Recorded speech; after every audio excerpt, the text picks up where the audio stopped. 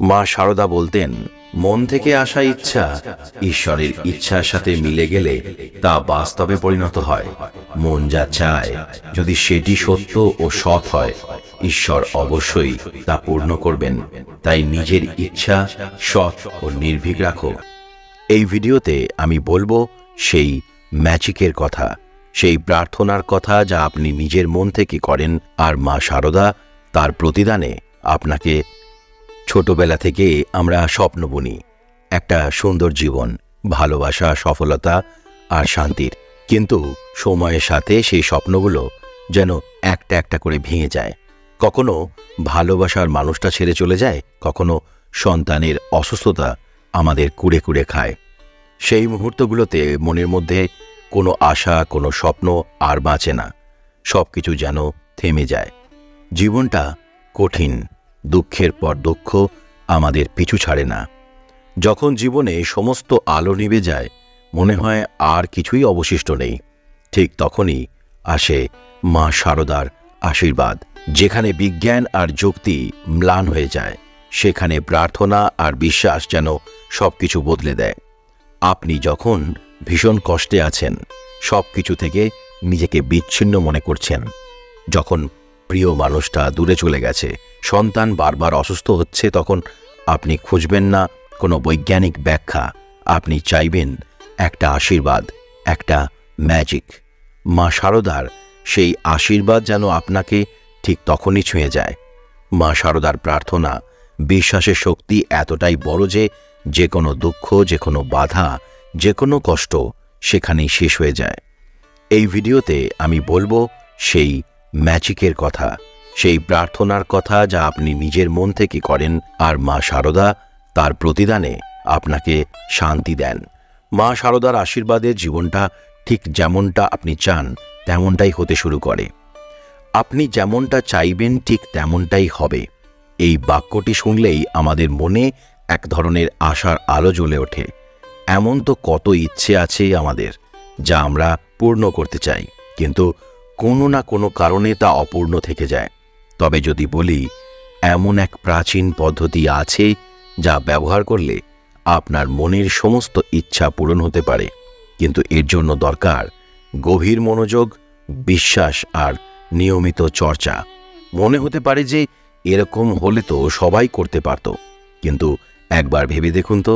আপনি দেখেছেন, ভেবেছেন, ঠিক মনে করেছেন, তাই আমাদের চ্যানেলটি সাবস্ক্রাইব করেছেন, কিন্তু অনেকেই তো সাবস্ক্রাইব করেননি। তার মানে হলো শুধু দেখলে হবে না, ভাবলে হবে না, আপনাদের মতো বাকি মানুষদেরকেও অ্যাকশন নিতে হবে। যেমন 90% মানুষ আমাদের দেখছেন, কমেন্ট করছেন, কিন্তু সাবস্ক্রাইব করতে ভুলে যাচ্ছেন। আমি কোনোদিন সাবস্ক্রাইব করতে বলি না, আপনারা জানেন। এখন বলছি, দেখুন না, যদি একটু সাবস্ক্রাইব করতে পারেন, মায়ের কৃপায় আমার একটু হেল্প হয়ে যাবে।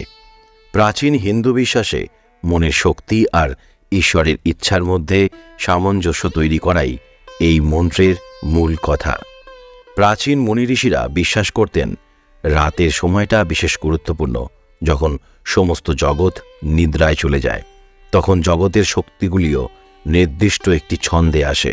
তখনই আমরা আমাদের মনকে পরিষ্কার করে মহাবিশ্বের সাথে যোগাযোগ করতে পারি। শুতে যাওয়ার আগে এক গ্লাস জল নিয়ে তাতে নিজের ইচ্ছা পূরণের কথা ও মন্ত্র কালকের ভিডিওতে আমি বলেছি।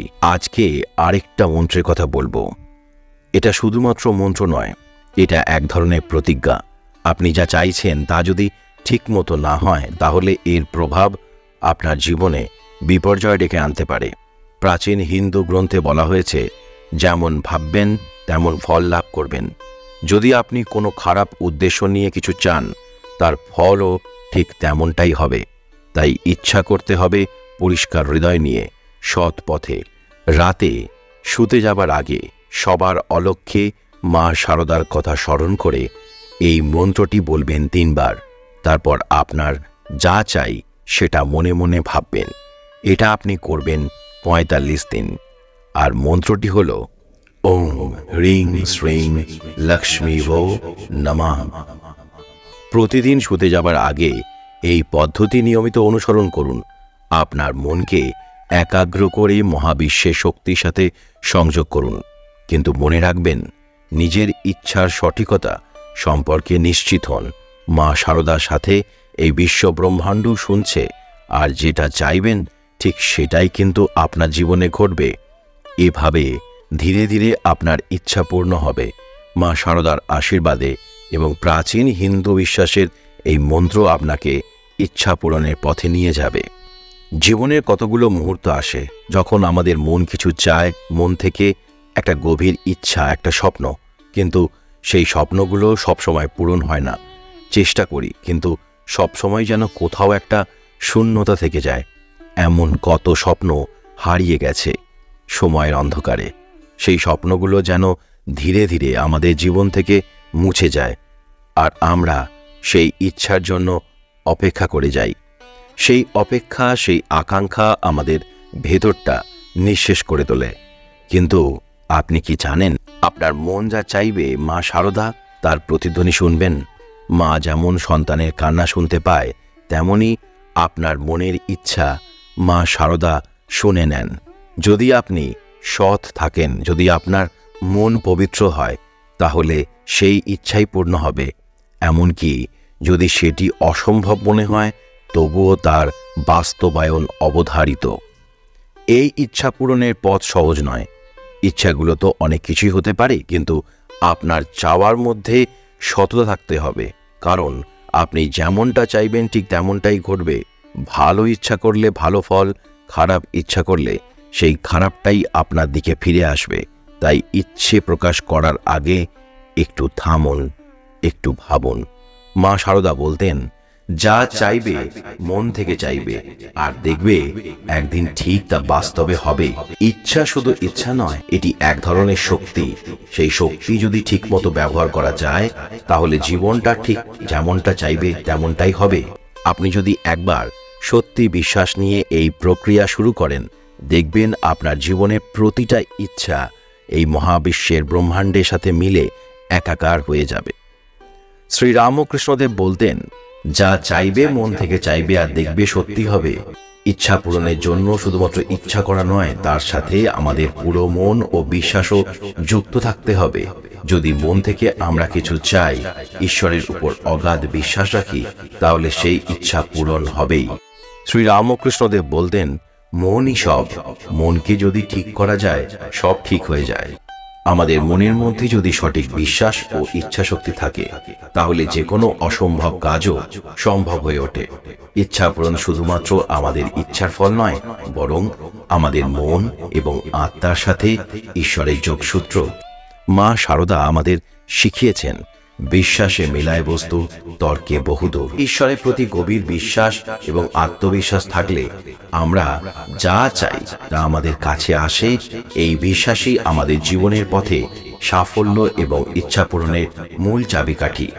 মা শারদার এই বাণী আমাদের মনে করিয়ে দেয় যে ইচ্ছে পূরণের মূলত মন এবং বিশ্বাসের গভীর সংযোগ দরকার।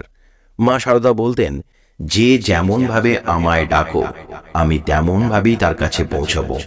এই বাণী আমাদের জানায় যে আমাদের ইচ্ছা এবং বিশ্বাসের উপর ভিত্তি করে ঈশ্বর আমাদের সাথে সংযোগ স্থাপন করেন এবং আমাদের চাওয়া পূর্ণ করেন। স্বামী বিবেকানন্দ বলতেন, তুমি যা ভাবো তাই তুমি, তোমার মন যা চাইবে তাই তুমি পাবে। ইচ্ছা, চিন্তা এবং কর্ম আমাদের ভাগ্যের সৃষ্টিকারী। আমাদের মন, চিন্তা এবং ইচ্ছাগুলি একে অপরের সাথে সংযোগ স্থাপন করে এবং আমাদের ভবিষ্যৎ নির্ধারণ করে।